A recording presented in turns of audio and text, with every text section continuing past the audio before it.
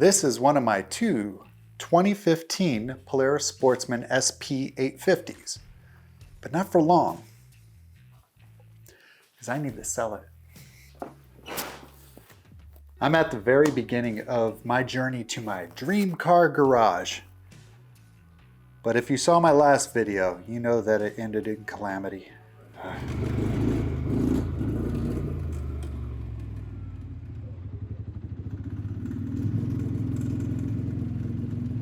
Broke something.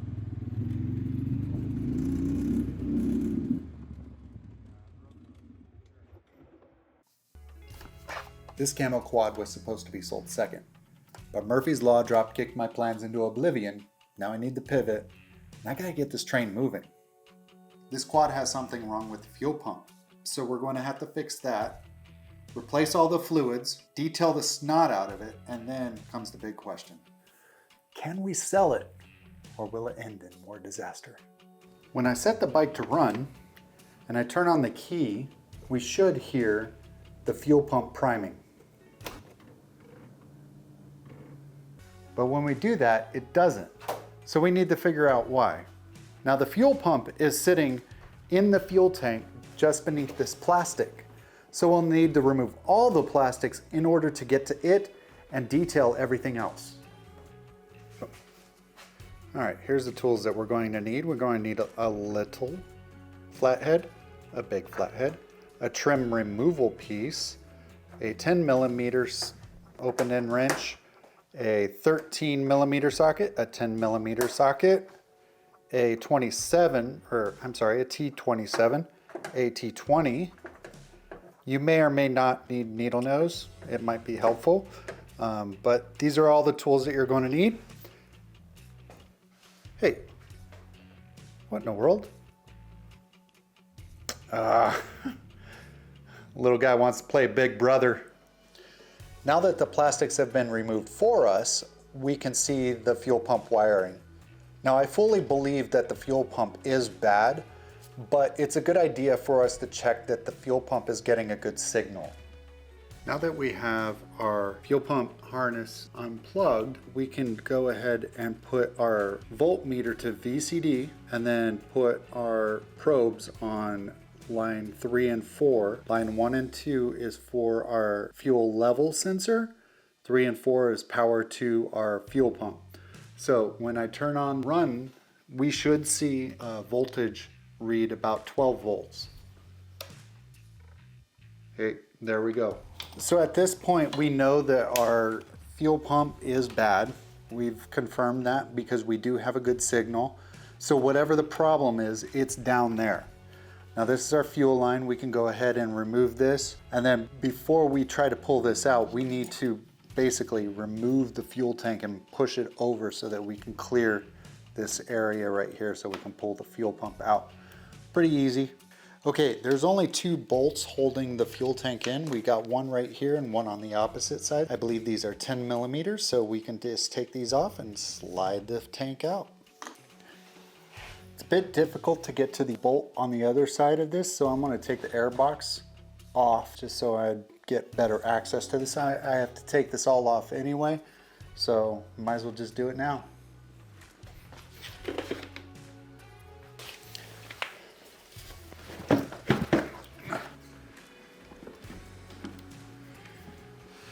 we go, that works better.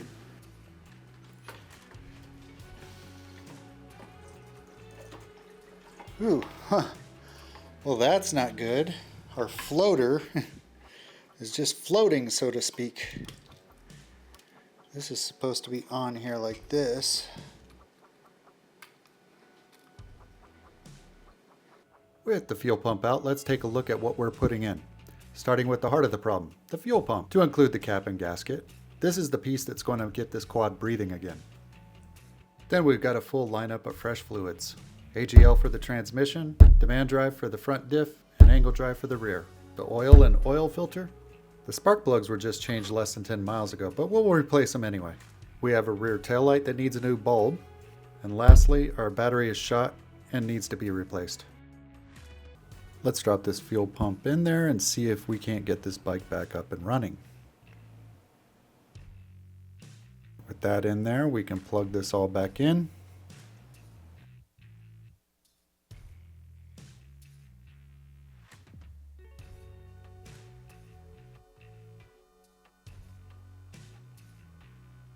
One thing to note is that I did check the fuel tank to make sure it was clean before I put the new fuel pump in there. So we don't have to pull that out and clean it, thank goodness. Now, hopefully the battery has enough juice to kick this thing over. Hey, that's good sound.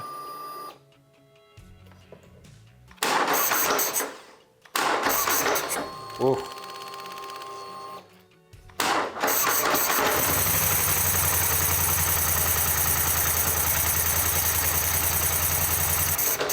Hey, all right, we're back online. I want to prep this for the wash, so I'm going to cover up all the air inlets.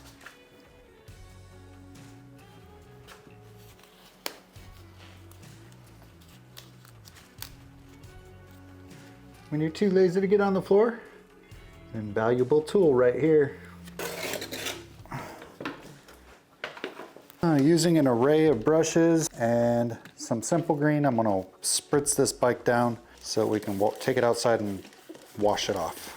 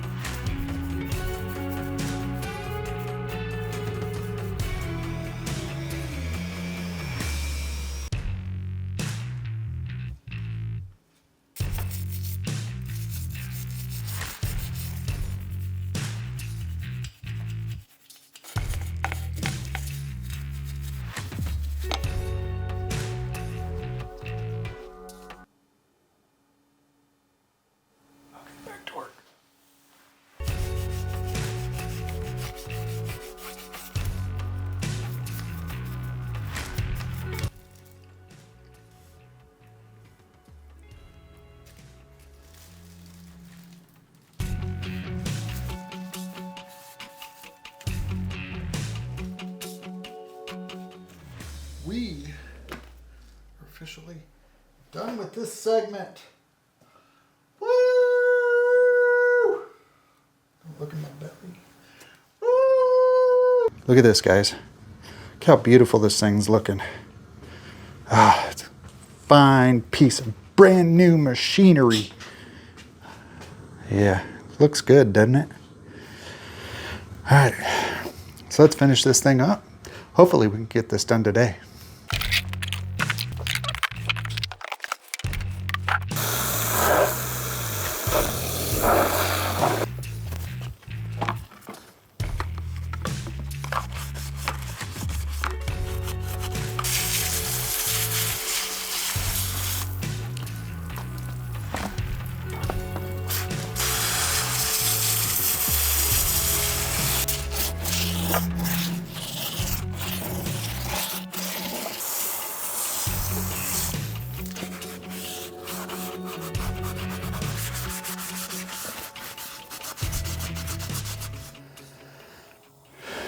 Pretty dirty stuff.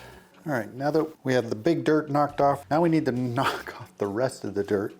So we're going to take our simple green, a collection of brushes, and just scrub this stuff clean until it's nice and pretty. We're going to follow up with this Chemical Guys Silk Shine dressing. The reason I like this stuff and I use this is because when it dries, it doesn't stay wet and doesn't like collect dirt or anything like that. And it gives a nice sort of satin look to it rather than a wet look. So I really like this stuff. I've been using it for probably 4 or 5 years now. It's really good.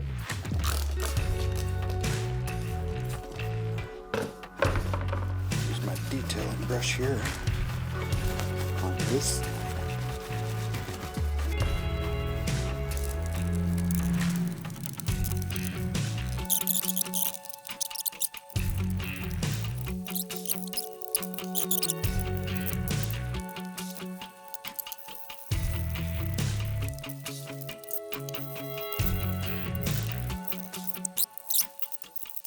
Between these two, not to harp on this or anything, but if you look at this one's completely dry, no dressing. This one has dressing. Yeah, you can see that there's a little sheen to it, but it's not like wet looking.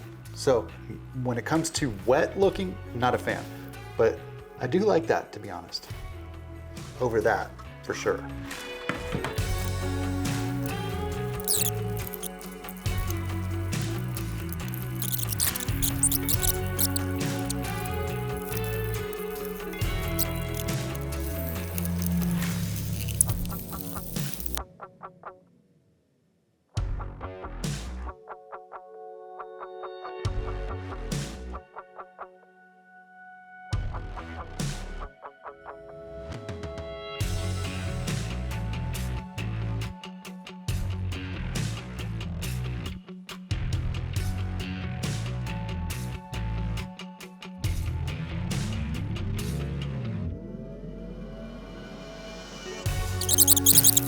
Okay, it's time to work on the muffler. Let's get this thing scrubbed up and ready for paint. This muffler doesn't need a full tear down like the last quad. We'll just clean it up, hit it with the fresh top coat, make it look good, and keep the rust away. And apparently forget to actually film the painting part. We're making progress, as always. If we're not sitting on the couch, we're making progress. But I really want to sit on that couch, man, I'm telling you. It's all right. I really want to drive a dream car more than I want to sit on the couch right now. So I want you guys to see my content, guys. I want you guys to be involved in what I'm doing here. I would like it to be a situation where I could share my excitement with you guys. I remember when I was a kid, my uncle, shout out to my Uncle Mike, my uncle used to have, I think it was a 79 Porsche 911. I'm not really sure the exact year. I think it was a 79 if I remember right. But it was this like metallic gray Porsche. And in the 80s, for me to see any sort of exotic car like a Porsche or a Lamborghini or a Ferrari, it was very, very rare. I went to car shows when I was in my mid-teens, so I got to see a few there, but yeah, to actually ride in one was amazing when I was a kid. And my uncle would take me to his house to stay the weekend to hang out with his kids. I remember getting into that Porsche for the first time. I got in the back seat. I was like 12, 13 years old. You know, I was probably close to 6 foot at the time, and getting in that back seat, man, I didn't care. I was like a pig in poop. It was so much excitement and craziness going on in my head. I remember my cousin being like, dude, calm down. But I was just so excited to be sitting in that car. It was so much fun being there. I was like, I remember the buzzing going on in my head just because I was so excited to be in that car. It was so cool. Man, it was a lot of fun. To have even a portion of those dream cars in this garage available for me to take out and drive, it really is a dream for me. What cars do you want in your garage? Tell me in the comments. Let me know what you guys dream about having in your garage. Those are mine. We finally got everything cleaned up, and now it's time to grease all these joints. If you are going to do this and you're going to buy a tool to do it, and not sponsored in any way, but I really highly suggest these lock and lube guns because they basically clip onto the Zerk fitting and then they stay there while you're pumping it in. And it's really nice and handy in the situation where you got the other gun that sits on there and you got to kind of make sure that it doesn't move while you're pumping. So highly suggest these guys. So let's go ahead and start with this guy. You just want to put enough lube where it just starts coming out of here. You don't need anything more than that. Right there, that's it. That's all we need.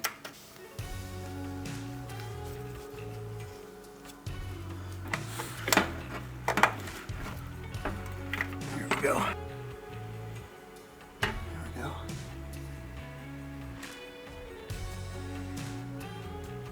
So you get a Zerk fitting here, got a Zerk fitting here, and this hose right in the middle of them, like dead center along these. So trying to get your, so when you're trying to come in from another side, when all these plastics are on, this guy is a big pain in the butt. Whoever designed the way these top Zerk fittings are put here hates people. They hate people. Come on, get on there. There we go. And there we go. All right, let's try the same thing on the other side. Come on there. Hey, there we go.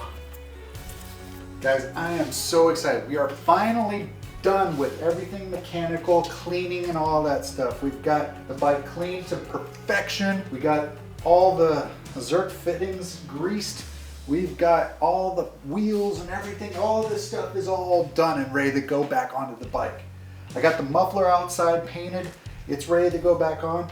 All we have to do is put it all back on, take it for a test drive, and hopefully it doesn't wind up like the last bike. Speaking of the last bike, I didn't mention anything about that so far. I'm going to save it for that video, but I'm going to give you a little glimpse of what happened. I'm not very good at snapping my finger. Got a little grease on it too, so. Anyway, so now it's just a matter of putting this guy back together and let's go. Do this! Is it time to celebrate yet, or do I have to wait?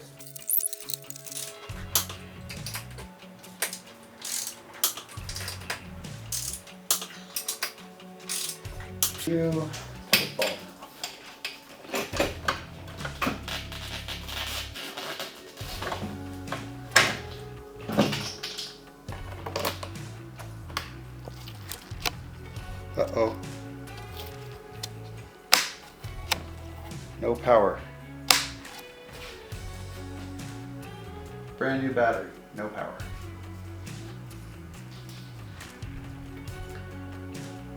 It's 12.94 volts.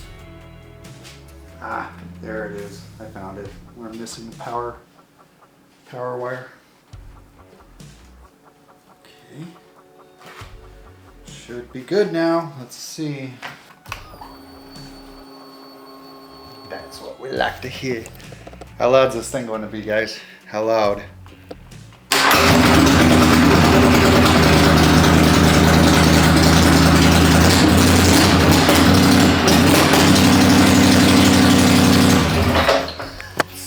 Wow, that's awesome.